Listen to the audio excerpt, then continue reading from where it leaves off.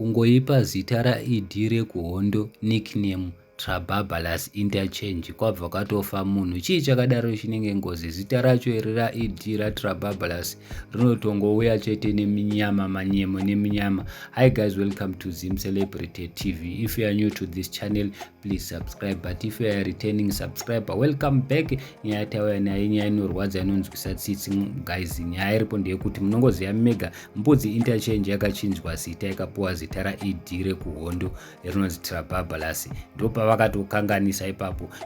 Tererai munzwe nezviti chichaitika. Zviri kunzi death at Trababalas interchange, mbudzi roundabout. A crane collapsed at the construction site of the Trababalas interchange, formerly known as Mbudzi roundabout, which is in Harare, leading to the death of a single person and damaged the infrastructure.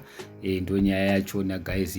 Yadona crane ikabva yanorowa pamunhu, munhu akabva afira ipapo. Saka tinongoti kune hama dzemunhu dzemufi tinongoti we are very sorry, tiri kuchema nemi. Problem chete ndeyekuti yakazongopuwa zita risina kunaka. Dai vakangoisiya chingonzi Mbudzi interchange kudai zvazviri right. Manje nekufarisa vana ID kusada kusaririra kuti sei zvinhu zvakawanda zvingonzi Mugabe chakati Robert International Airport kutorwadziwa akuya nayake mazita nemhepo, mazita anokonzeresa, anokanganisa. Tarirai nezvi chichaitika. Kudai vakangoisiya yakadaro takatombochema neso tikati ko chicho chinonzi Trababalas. Dai vangosiya zita iro riya manje vanofarisa vanhu vacho. Apa mukaitarisa nemari yairi kudya iyoyi interchange yacho, mazi mari akawandisa yekuti kudai pakatovakwa mamwe manhingiri maroundabout akawandisa asi apa pari kuvakahwana nemari yayakadya. So hi guys, ndo nyaya iripo iyo. Handizivi kuti munoti kudini nazvo, asi tinongoti we are very sorry pane hama dzashayikirwa nemunhu uyu,